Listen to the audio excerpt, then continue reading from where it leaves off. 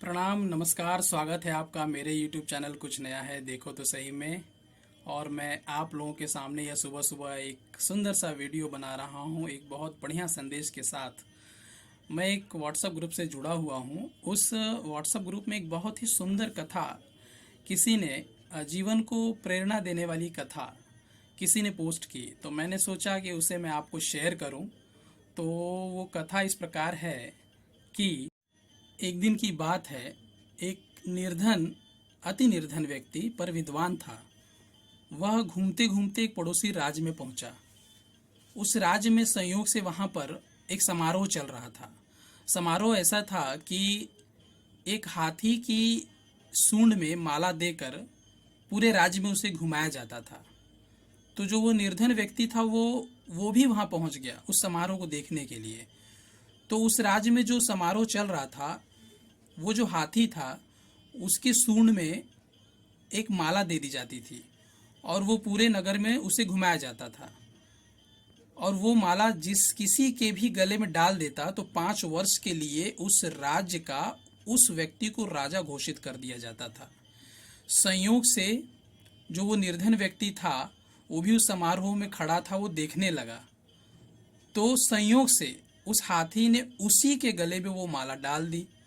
अब सभी लोगों ने जय जयकार लगाना शुरू कर दिया। तो 5 वर्षों के लिए वहाँ का राजा उस निर्धन व्यक्ति को बनाने की घोषणा हुई।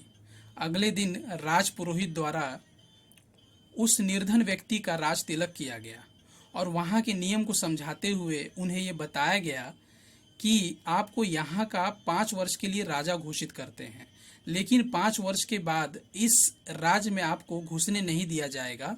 आपको दूसरे नगर में चले जाना है, लेकिन बीच में एक नदी पड़ती है। उस नदी में बहुत ही खतरनाक मगरमच्छ और घड़ियाल हैं। उस नदी को आपको पार करके जाना है। अब इतना ही सुनते वह निर्धन व्यक्ति थोड़ा हकबक हो गया और डर गया, लेकिन अपने आप को संभाला और उसने सोचा कि ठीक है, वो तो 5 वर्ष के बाद वो सब बातें आएंगी। पहले जो समय जो चल रहा है, अगर मुझे राजा घोषित किया है तो पहले मैं राज को भोगता हूँ।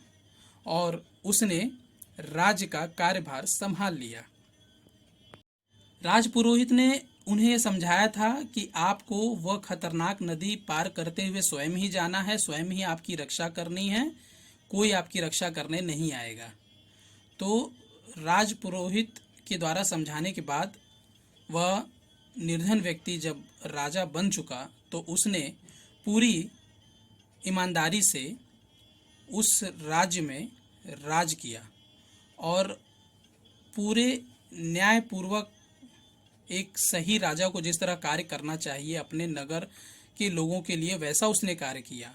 और कार्य ही नहीं किया, वहाँ के लोगों का दिल भी उसने जीत लिया।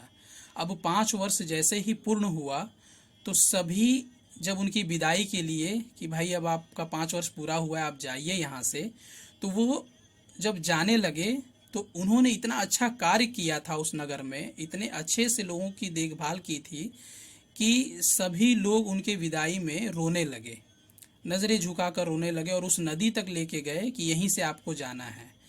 तो जब वो नदी तक उनको लेके गए तो वहाँ पे जैसे ही नगर सेवक नगर लोग जो नगर के वासी लोग जो वहाँ पर पहुँचे तो उन्होंने क्या देखा कि एक बहुत ही सुंदर और बहुत बड़ा सा पुल नदी के इस तरफ से उस तरफ बनाया गया है। और राजा ने सबको प्रणाम करते हुए वहाँ के राजपुरोहित को यह संदेश दिया कि इस तरह के कठोर नियम में बदलाव की बहुत ज़रूरत है, इसे आप सुचारू रूप से अच्छे से ध्यान देकर और इसके ऊपर कार्य कीजिए। और वो 5 वर्ष के अंदर ही वो पुल राजा ने स्वयं बनवाया था और सभी ने देखा कि वह राजा उस पुल के ऊपर इस पार से उस पार बड़ी ही सुगमता से, बड़े ही सुखपूर्वक से चले जा रहे हैं और लोग उनकी जय जयकार कर रहे हैं और राजा सुखपूर्वक इस नगर से उस नगर को चले गए।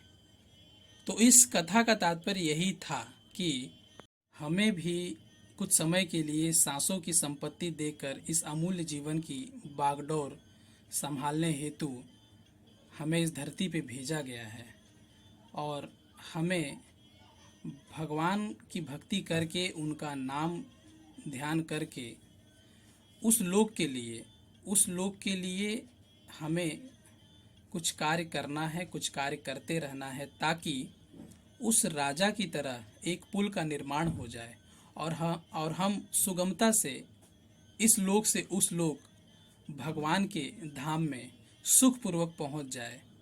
यह कथा आपको कैसी लगी, आप मेरे कमेंट बॉक्स में ज़रूर बताइएगा। जय श्री सीताराम। आप सभी लोगों को शुभ मंगल प्रभात।